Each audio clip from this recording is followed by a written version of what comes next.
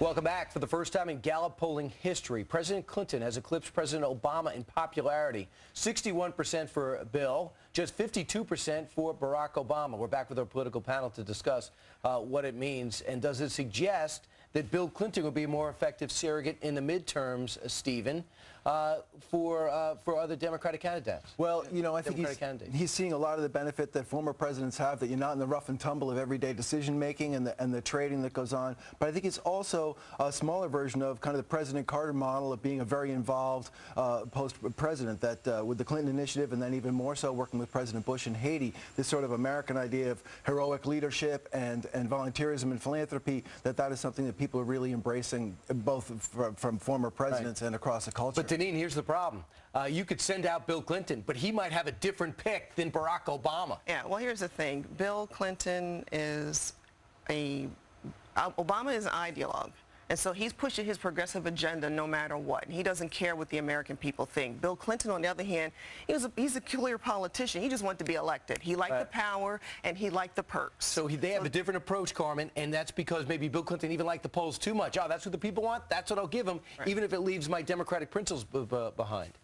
Well, I don't know about that. I think, you know, the polls reflect what we all know, which is, you know, we remember the good and we forget the bad. Bill Clinton presided over a great time in American history. He left us with $1 trillion surplus.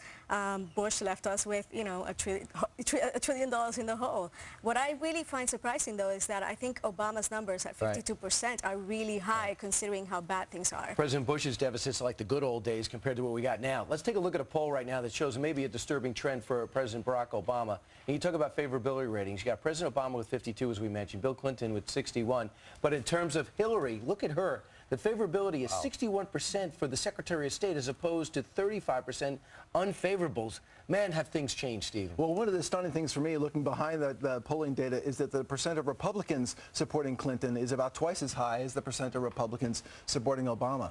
Yeah, and because the Republicans and some independents will decide how well he'll do in the midterms and, of course, in re-election. Which would be very interesting to watch, but I really think that she will most likely put her hat in the ring after the midterm elections, especially if a lot of the Democrats lose a lot of the seats. But that would be unprecedented for our Secretary of State to run against the President of the United States. It would be unprecedented, and I think it would be unexpected as well. I think the smarter thing for her to do is to look at 2016 and not 2012. The country's not in a place where she's going to be able to take it in a positive direction. So I think if she runs now, she'll be a one-termer. If she waits until 2016, she can probably be a two-termer. She's got to quit soon if she's going to run against him. Well, she's got to create a gap there. Club Clinton, you got Carville, Bill Clinton, and Hillary. They're all complaining about Obama, so we'll see what happens. Yeah, it is interesting because I just talked to his wife yesterday. Stephen Kiernan, thanks so much. Deneen Borelli, thank you as well. And Carmen, always great.